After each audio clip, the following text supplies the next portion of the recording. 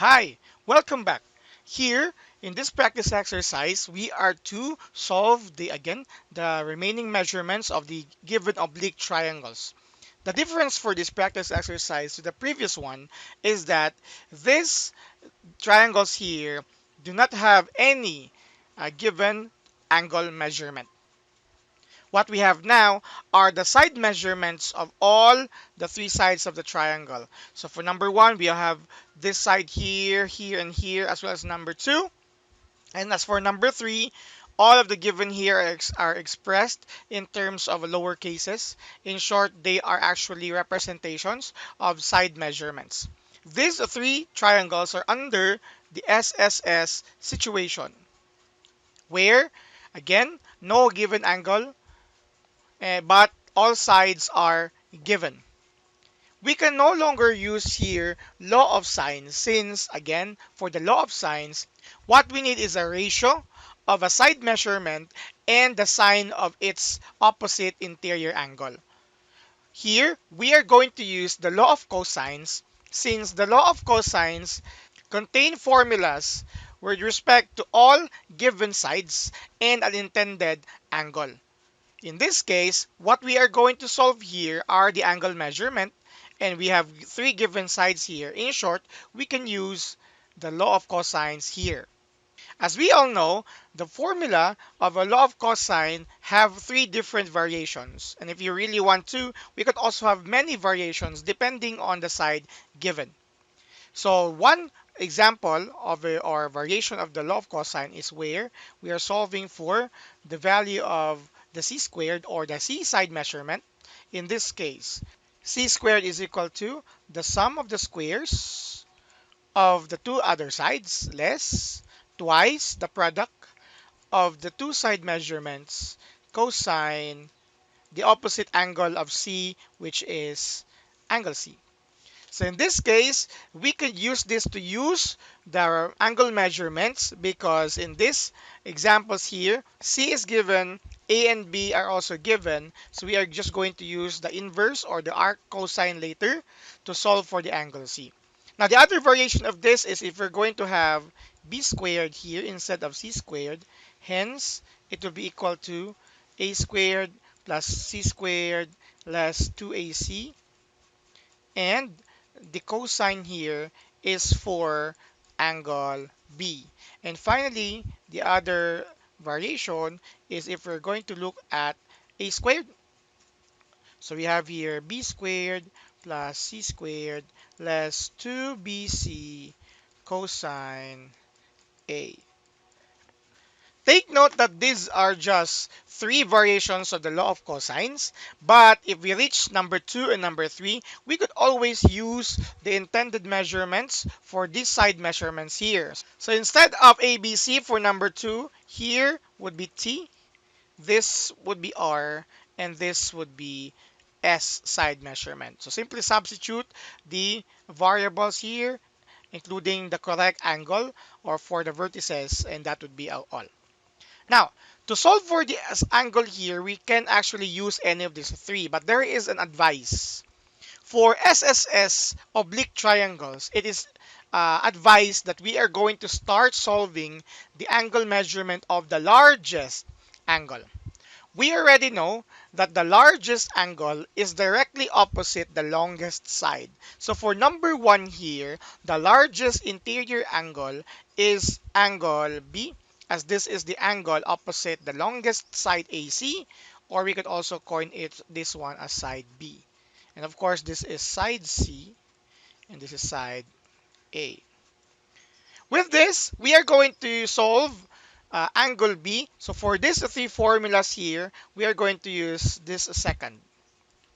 But if before we could substitute all of the values given here, let us try to manipulate this in such a way that it would be easier for us to solve the angle later on. By manipulating, same as the previous video, we are advising you to move this whole term to the other side, thereby making this one positive, and move this to the other side or the right hand side so that we could manipulate this side later. So this would become 2 AC cosine B is equal to a squared plus c squared minus b squared. And then we divide both sides by 2ac. So you have here cosine b is equal to a squared plus c squared less b squared all over 2ac. And then get the cosine inverse. So you will get the measurement of your angle B, which is equal to, let's move this down a little bit here, equal to the cosine inverse or the arc cosine of this given expression, a squared plus c squared less b squared all over 2ac. This is the formula in getting angle B here as the largest angle intended for this oblique triangle. Now, this formula could just be what they call this one used later on, so that you will not be repeating in deriving the formula of the law of the cosine just for you to get the measurement of the intended angle. We're just going to use this later on. Notice about the relationship. Whatever the intended angle you're using, that's what you are subtracting here. And those other side measurements will be here and at the bottom. So let's just use this for number one and getting the measurement of angle B. So we substitute the values for cosine inverse of this a squared, sorry. A is 9, so we'll have here 9 squared plus c, which is 6 squared, less b, which is 11 squared, all over 2 times a, which is 9 rather, and c, which is 6. That's 6. Okay. After substituting, we could always use our calculator to solve this. I'm going to reshare the same calculator I used last time, this one here, and let us try to input the value inside this one before we use it to our cosine inverse. This is what will happen for the numerator. Please make sure you have a parenthesis. 9 squared, you will have plus 6 squared minus 11 squared. Close parenthesis, that's for your numerator. Divided by, okay, you will have 2 times 9 times 6. So this is the result. And do not worry about negative results, okay? Because you will still have a value for that. And your angle not necessarily negative. You will know that better as you move further on that other topics in trigonometry. But as of the moment, let's click equals here. So that this result will be saved as the previous answer.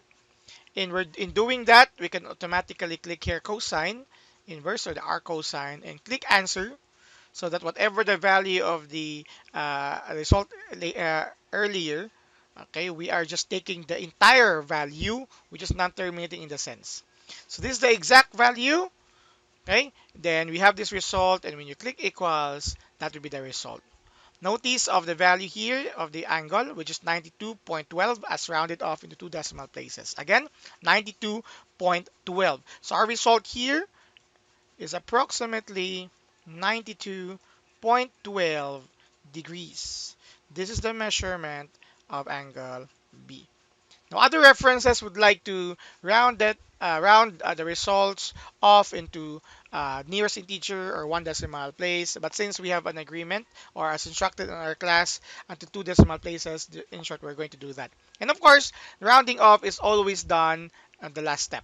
Not necessarily here, because if you do, you use here 0. A negative 0.03 or 0.04 rather as rounded off. Let's try to check if the answer is the same. Okay, let's click AC to remove everything there. Okay, this is the answer supposedly. So we have cosine instead of negative here at the bottom. We have here the record negative 0.03 dot dot dot so on and so forth. You're rounding it off to negative 0.04. Okay, you would see that the value here is may be the same if you're going to round it off into decimal in nearest integer, but in two decimal places they are different. So always do the rounding off in the end. So this is the measurement of angle B as result after your first computation. We need another angle to solve the third. So we are going to use the same formula. So the second longest or largest angle rather is the angle which is directly opposite the second longest side. That would mean in this case we're talking about angle A, because this is 9 and lastly 6 here for side C. So if we are going to use the law of cosines to solve this one, you could always manipulate this third formula as this is with angle A here.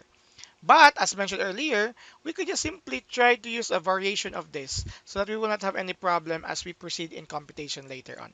My point is this one. If we are going to solve angle B, if we solved angle B earlier, therefore this is how it looks like. But just for analysis, if we are now solving the measurement of angle A, you could just simply change the variables there. Okay, so this is what will happen. Angle A here. So for angle B, B is located as the difference here. So we are hoping that our final result here would be less A squared. Okay? And since there are no other B notations here, you can just simply complete this one. So without A, you will have B squared plus C squared all over 2. No B in the denominator here earlier, so no A right now here, 2BC. If you are not convinced with this, of course, you could always manipulate this one. As you move this on the other side and move a squared here, you would know that it will become less a squared here. So sakto siya. It's correct. B squared plus c squared minus a squared for the numerator. And then when you move this on the other side, you're still going to divide both sides by the 2bc. That's why it looks like this. So it's now closer to this one. You don't necessarily need to convert or derive the other form of the law of cosines to get the measurement of intended angle. This analysis is very important because when you reach numbers 2 and 3, we don't have measurements of sides that are expressed in terms of A, B, and C. Again, in number 2, instead of A, B, and C, they are now expressed as R, S, and T, as also with their interior angles. In number 3, you have X, Y, Z, and of course, the vertices are also X, Y, Z here. So this analysis will be very important for you to understand how the formula will look later on. Again, the formula will look like this. Whatever angle you're solving, that's the square of the side measurement you are subtracting on the denominator, and that is the same value that is not present on your denominator. The rest will follow as it is. So for measurement of angle A, you're just going to substitute here cosine inverse. B squared is 11. Sorry, 11 squared. C is 6 less 9 squared all over squared all over 2 times 11 times 6. Okay? And now, let's use our calculator to get the approximated value. Same here. So let me just click AC and input everything here. For the numerator, parenthesis, 11 squared plus 6 squared less 9 squared. And then divided by the product of 2, 11, and 6. This is the result. When you click equals, that would be served or saved rather as the previous answer. So it's easier for us to click cosine inverse and then answer and equality. So the value for the measurement of angle A, rounded off into just 2 decimal places, is 54.85 degrees. So 54.85 degrees. 85 degrees. Let me check. All right, 54.85 degrees. This is the measurement of angle A. We need one more angle here. You could always use the other variation, but it could be easier if we are just going to use finally the TAST or the triangle angle sum theorem, which tells us that the measurement of the sum rather of the measurements of all interior angles in a given triangle is equal to 180 degrees. So the measurement of the remaining angle, the measurement of the remaining angle, which in this case angle C, is equal to 180 degrees less the measurement of the two different angles. You have 92.12 92.12 degrees less 54.85 degrees. And subtract this one, you will get the approximated value. Again, approximated value still because the values here are both approximations. So we have here 180 minus 92.12 and then less 54.85 equals. You have 33.03, 33.03 degrees. This is the measurement of angle C, which is the last remaining angle for this given. So as you can see, as checking, you would really know that the measurement of angle B is the largest rather, because this is the angle directly opposite the longest side.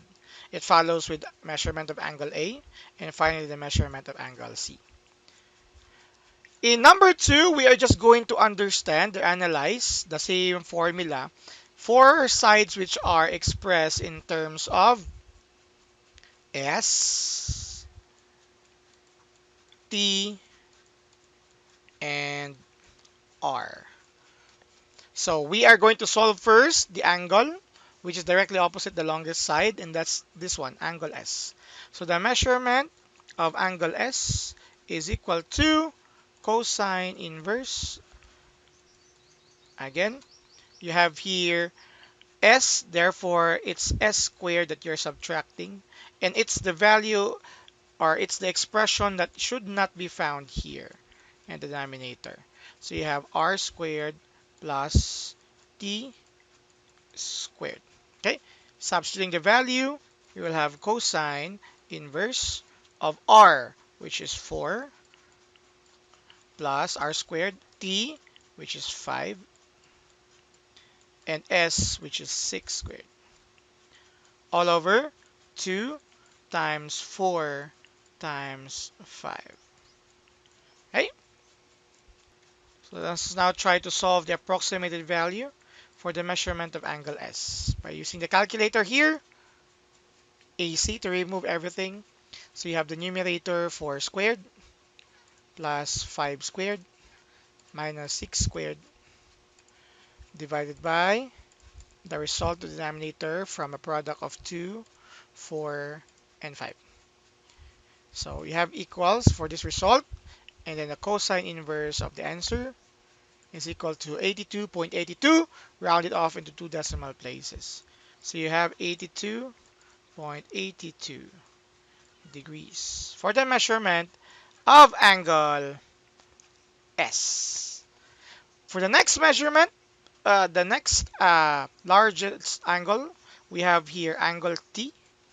So the measurement of angle T is equal to the cosine inverse of the expression where T squared is here and T squared is not found on the denominator rather. So you have R squared plus S squared. So you have here cosine inverse of the substituted values. R is 4 squared plus S 6 squared minus T, which is 5, all over 2 times 4 times 6. So approximately equal to something. Let's try this. So again, AC to remove all. 4 squared, 6 squared, 5 squared, divide by 2 times 4 times 6 equals. And then cosine of the answer, our cosine rather of the answer, in 2 decimal places, that's 55.77. 55.77 degrees. Please do not forget the unit. This is the result for the measurement of angle T. And finally, for the last angle, let's do it here at the bottom. Measurement of angle R can be solved as the result when we less or remove or subtract the two angle measurements to 180 according to triangle angle sum theorem. Less 82.82 degrees less 55.77 0.77 degrees. The approximately equal to, okay, so you have 180 degrees, sorry, 80 degrees minus 82.82 minus 55.77 equal to 41.41 degrees. 41.41 degrees. Okay, so as easy as this. It's easy because you are now able to understand the structure of the formula for SSS concerns. Now to the last example. We don't need to draw this one, but if you would like to, you may always draw it. But our point here is we need to understand, even if without the figure, we need to understand that the largest angle is directly opposite the longest side. For this 3 given here, the longest side is Z. Therefore, the largest angle is angle Z. So the measurement of angle Z should be solved first as the cosine inverse of the expression with Z squared here, and we have x squared plus y squared before that over 2xy here. Okay, so let's substitute the values. Here you could always substitute the units, and then the unit per term here in the numerator will become the square of feet, or feet squared. Even if you will add all the three, they will still be feet squared. But on the denominator, it's also be feet squared, so it will be cancelled out. So you don't necessarily need to substitute the unit as well, because later on it will just be cancelled out here. So we are just going to use the values if it's okay with you. This is a big, too big, because we have here bigger value of side measurement, plus 34 squared over 2 times 21 times 16. Even if it's too big, we just need to substitute the correct values. And of course, you do have your calculators to help you with this. Okay, so you have the numerator 21 squared plus 16 squared less 34 squared close, divide by, you'll have here 2 times 21 times 16. All right, so it's negative. Again, don't worry about that. When you click equals, you're going to have cosine inverse of the answer, and you will get 133.08. Is it possible for an angle? Definitely yes. It's one angle in a triangle, so it's not more than 180. It's okay. In short, it's an obtuse angle, and we all know that if for a triangle, we can have one obtuse angle. So it's like this. So 133.08, 133.08 degrees. Of course, you would expect here that the measurement of the remaining angles may be too small, too acute, in such a way that the sum of all three will not be more than 180 degrees. Let's proceed to the next angle. Since x here as side measurement is 21 feet, which is the second longest, so we are going to use here that value. Okay, so you have the measurement of angle x to be solved first. Cosine inverse, this is where x squared is, but subtraction, and you will have here y squared plus z squared over 2yz, which is cosine inverse of y, which is 16 squared plus 34 squared minus 21 squared all over 2 times 16 times 30 times 34. So approximately what? Calculators again.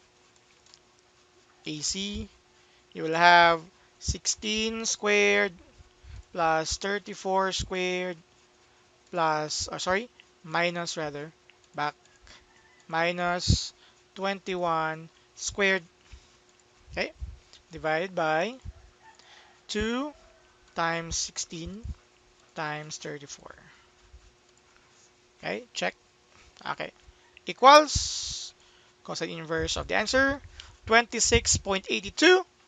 Round it off into two decimal places. So you have 26.82 degrees. And finally, for the measurement of angle Z, subtract, I rather, angle Y, not angle Z. Subtract the first two measurements from 180 degrees. So 133.08 degrees less 26.82 degrees as well. So this is approximately equal to what value? You have 180 minus 133.08 minus 26.82. 26.82, that's correct. So the final answer is 20.10. Yeah, 10 degrees. So you have 20.10 or zero point 0.1 degrees. So here's the thing. This is the result for the remaining angle. So the measurement of angle X and measurement of angle Y is closer to the other as compared to their relationships to the measurement of angle Z. Let's see on the given, of course, they are closer in their side measurement than of the side Z. So this is how we solve SSS oblique triangles using the law of cosines. So they are actually, the formula is actually patterned to a derivation to any of these three, and they are three first variations of the law of cosines. Yes, this is part of your review for the upcoming examination. Thank you very much for your views and for your patience. Goodbye, everyone.